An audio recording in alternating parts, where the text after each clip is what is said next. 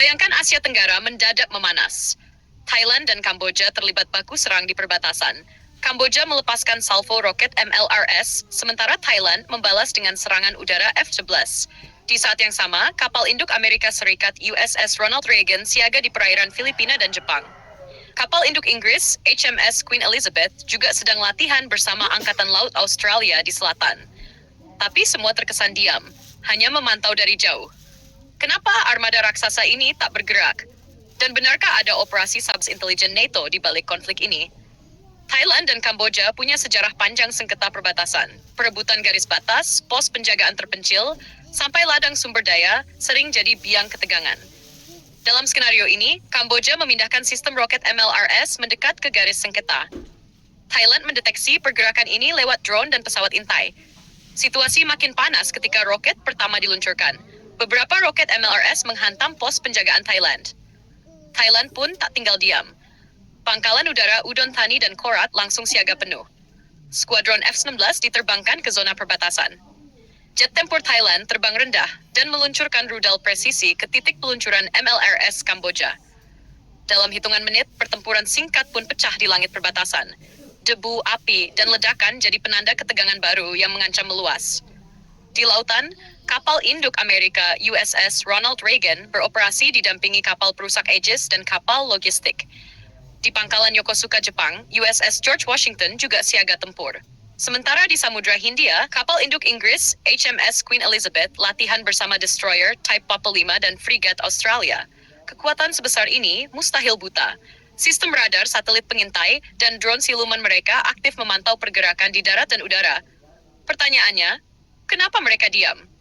Karena di atas kertas, bentrokan Thailand dan Kamboja dianggap urusan internal ASEAN. Tanpa serangan ke armada NATO, tak ada alasan hukum untuk turun tangan. Tapi benarkah mereka hanya menonton? Atau justru ada permainan di balik layar? Banyak analis percaya sabotas intelijen bukan hal mustahil. Kapal induk modern bukan hanya pangkalan tempur, tapi juga markas intelijen bergerak. USS Ronald Reagan membawa pesawat I-2D Hawkeye, sedangkan F-3 Mimpi di HMS Queen Elizabeth bisa menjalankan misi Elint, menangkap sinyal komunikasi, memecah jalur data militer, bahkan memalsukan informasi. Bisa jadi posisi MLRS Kamboja sengaja dibocorkan agar Thailand terpancing menyerang, atau jalur komunikasi Thailand disusupi, membuat pilot F-11 menekan pelatuk lebih cepat. Dalam sejarah modern, percikan konflik sering dipicu operasi intelijen yang rapi, tak terlihat, dan sulit dibuktikan. Kalau bentrokan makin panas, siapa yang diuntungkan? Konflik di perbatasan membuka peluang masuknya kekuatan asing sebagai penengah, penjual senjata, atau penjaga perdamaian. Dengan alasan stabilitas kawasan, kapal induk NATO bisa tetap siaga di jalur pelayaran utama. Kontrak senjata berjalan, latihan militer diperluas, dan pengaruh diplomasi makin dalam. Sementara itu, negara-negara ASEAN mau tak mau akan memperketat radar. Vietnam, Laos, Malaysia, hingga Indonesia tak mau kecolongan jalur laut atau udara. Jalur ALKI Indonesia bisa rawan disusupi kepentingan pihak ketiga jika situasi makin rumit. Inilah wajah perang modern di Asia Tenggara.